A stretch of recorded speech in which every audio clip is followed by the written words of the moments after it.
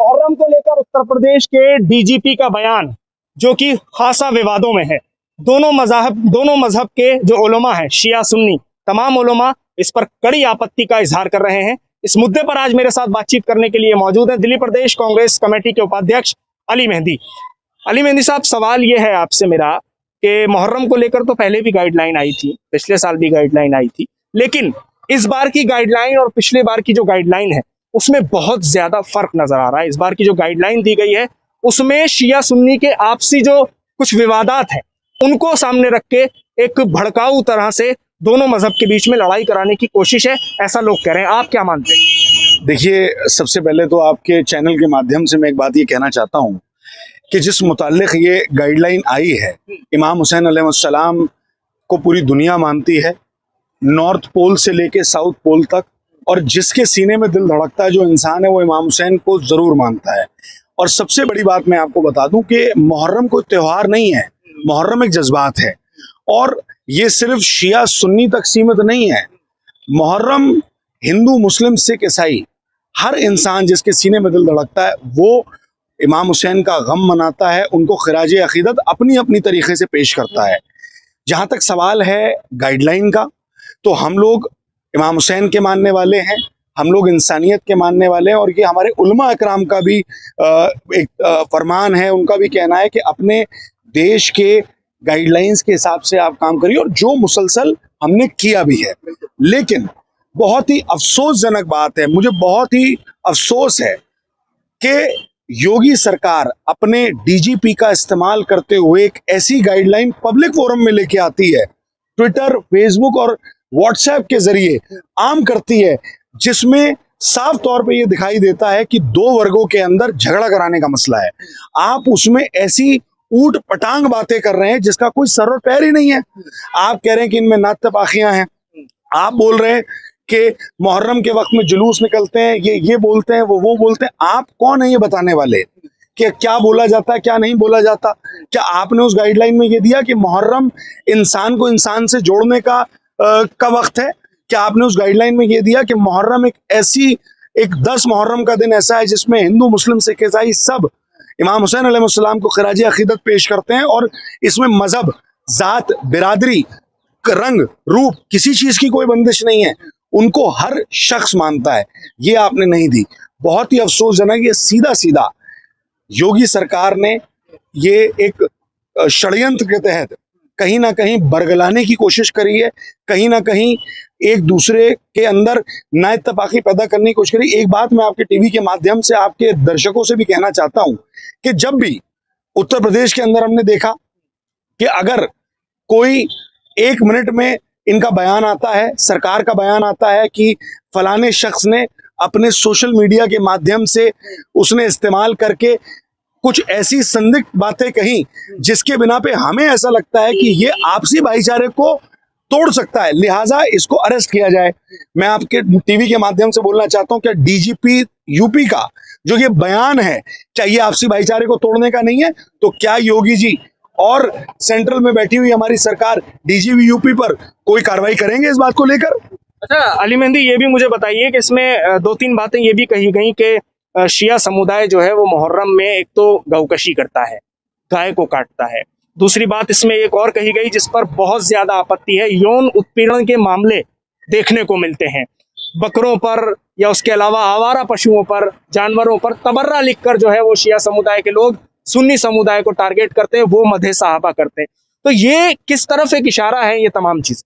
देखिए, कुछ नहीं है, ये सिर्फ मैंने जैसे आपसे कहा कि आपसी भाईचारे को, आपसी जो एक इत्तेहाद है उसको तोड़ने की कोशिश की जा रही है। साफ तौर पे इतनी घटिया बात, इतनी बेतुकी बात डीजीपी यूपी उत्तर प्रदेश सरकार के संरक्षण में आएगी, इसका मुझे बहुत अफसोस है। मैं एक बात और कहना चाहता हूं, शर्म आनी चाहिए उन लोगों को जो सत्ता में बैठे हुए हैं, सत्ता की लालच में बैठे हुए हैं, सत्ता की भूख में बैठे हुए हैं, जो जालिम के सामने कहीं ना कहीं अपना सर झुका चुके हैं। मैं एक बात आपसे पूछना चाहता हूं और आपके व्यूअर्स को ये बताना चाहता हूं, अधिकतर लोगों को पता है कि इमाम हुसैन अलैहिस्सलाम ने आज से 1400 साल पहले 72 अपने लोगों के साथ, अपने जवान बेटे की, अपने 6 महीने के मासूम बच्चे की और अपनी शहादत देके आज इंसानियत को कयामत तक के लिए जिंदा कर दिया।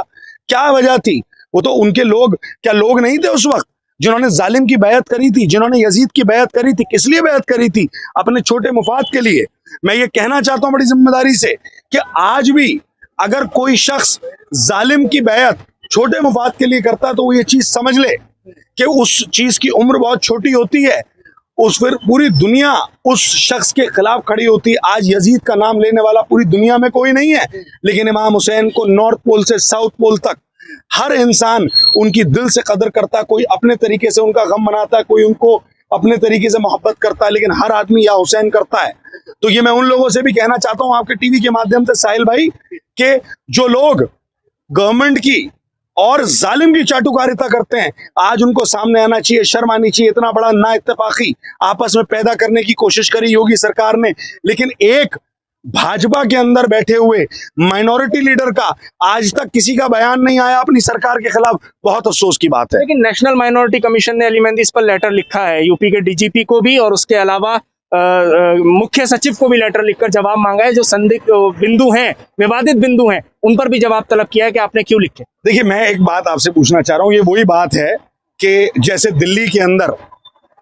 दिल्ली में हमारे जो माइनॉरिटी के लीडर्स हैं, जब तबलीगी जमात का मसला हुआ या मरकज का मसला हुआ, बजाय अपने संगी मुख्यमंत्री को दोषी करार देने के, बजाय अपने संगी मुख्यमंत्री को यह पूछने की कि अरविंद केजरीवाल तुमने तबलीगी जमात और मुस्लिम समाज को क्यों बदनाम किया, उन्होंने भी यही काम किया था। चीफ सेक्रेटरी, गवर्नर, इनसे बात करी थी। मैं पूछना चाहता हूं नेशनल माइनॉरिटी कमीशन से कि उन्होंने अब तक योगी जी को क्यों लेटर नहीं लिखा, उन्होंने अब तक होम मिनिस्टर को लेटर क्यों नहीं लिखा, उन्होंने क्यों नहीं ये मांग करी कि तुरंत प्रभाव से इन लफ्जों को ध्यान में रखते हुए हिंदू, मुस्लिम, शिया, सुन्नी हर किसी के इत्तेहाद को तोड़ने के जुर्म में और कहीं ना कहीं आपसी भाईचारे को खत्म करने के जुर्म में डीजीपी उत्तर प्रदेश का इस्तीफा मांगना चाहिए योगी जी से, और योगी जी को इसमें बयान देना चाहिए। लेकिन वो ऐसा नहीं करेंगे।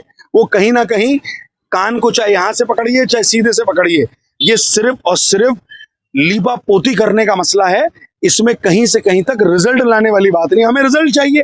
आप बात करिए अपनी सरकार से, इसके अंदर सरकार पूरी तरीके से इन्वॉल्व है। क्या आपको लगता है कि डीजीपी उत्तर प्रदेश एक वो स्टेट है जिसमें 100% कंट्रोल मुख्यमंत्री का है? क्या बिना मुख्यमंत्री, बिना सरकार की मर्जी के इतना बड़ा मामला, इतनी डिटेल में मामला वो आ सकता है? ये सब झूठ बोलने, बरगलाने की चीज है। एक आखिरी सवाल, आपने अपना ट्वीट किया, मैंने वो पढ़ा भी था, आपने उसमें लिखा कि लखनऊ में धारा 144 लगा दी गई है। आपने उस पर सवाल भी खड़े किए हैं, जवाब भी तलब किया है आपने। तो क्या लगता है आपको क्यों हुआ है और क्यों धारा 144 लगा? सीधी बात है। योगी सरकार, ये सरकार जब डरती है, इस सरकार को जब लगता है कि हमें किसी चीज से खौफ होता है, तो ये आज इनका काम चल गया है धारा 144 लगाने का। बिल्कुल कोरोना से बचना चाहिए। पिछली बार भी आपने देखा मुहर्रम के समय में, या हमेशा किसी भी कोई भी धर्म का हो, मैं हिंदू मुस्लिम सब धर्म लोगों की बात कर रहा हूं, चाहे अभी ईद आई हो, चाहे होली हो, चाहे कोई और त्योहार हो, सब में सब लोगों ने गाइडलाइन का बहुत अच्छी तरीके से फॉलो किया और मास्क लगाया और सोशल डिस्टेंसिंग करी। मैं पूछना चाहता हूं भाजपा के उन नेताओं से जो अपने ऑफिस में और रैलियों में बिना मास्क के चलते हैं, प्रधानमंत्री जी की रैली के अंदर सोशल डिस्टेंसिंग होती नहीं है, और यहां पर जब मुहर्रम की बात आई तो उन्होंने धारा 144 लगा दी। धारा 144 लगाने का मकसद क्या है? आप जरा लखनऊ में जाके देखिए। मैं तो अभी था लखनऊ में, फर्जीवाड़े में सैटरडे संडे का लॉकडाउन लगा रखा है, बाकी कहीं मैंने किसी को वहां मास्क पहने नहीं देखा, मैंने वहां पर सोशल डिस्टेंसिंग नहीं देखी। सिर्फ लीपा पोती करने के लिए, बड़े बड़े अपने होर्डिंग लगाने के लिए, अपनी तारीफ करने के लिए योगी सरकार लगी हुई है। उसको किसी से मतलब नहीं है। धारा 144 लगा के, योगी सरकार ने धारा 144 लगा के डीजीपी यूपी के उस बयान की पुष्टि करी है, और मैं तुरंत प्रभाव से देश के प्रधानमंत्री, होम मिनिस्टर और योगी आदित्यनाथ से ये मांग करता हूं कि डीजीपी यूपी को तुरंत प्रभाव से माफी मांगनी चाहिए और उनको बर्खास्त करना चाहिए इस बात पे। ठीक है, बहुत प्रभाव से। ठीक है, शुक्रिया अली मेहंदी पूरे मुद्दे पर बातचीत करने के लिए। तो साफ तौर पर अली मेहंदी, जो कि दिल्ली प्रदेश कांग्रेस कमेटी के उपाध्यक्ष हैं, उनका कहना है कि उत्तर प्रदेश के डीजीपी का जो बयान आया है, उस बयान को वापस तो नहीं लिया गया, लेकिन उसकी पीठ थपथपाते हुए उत्तर प्रदेश के मुख्यमंत्री योगी आदित्यनाथ जरूर नजर आए हैं, क्योंकि लखनऊ में धारा 144 इस पूरे मामले को लेकर लगा दी गई है। और ये इस बात का सबूत है, अली मेहंदी साफ तौर पर कह रहे हैं कि जिस तरह से ये बयान आया था उसको वापस ना लेकर और धारा 144 लगाकर ये इस बात की पुष्टि करते हैं कि ये बयान सही है। पूरी तरह से मांग की जा रही है कि बयान को वापस लिया जाए और डीजीपी माफी मांगे। दिल्ली से INN चैनल के लिए साहिल नकवी।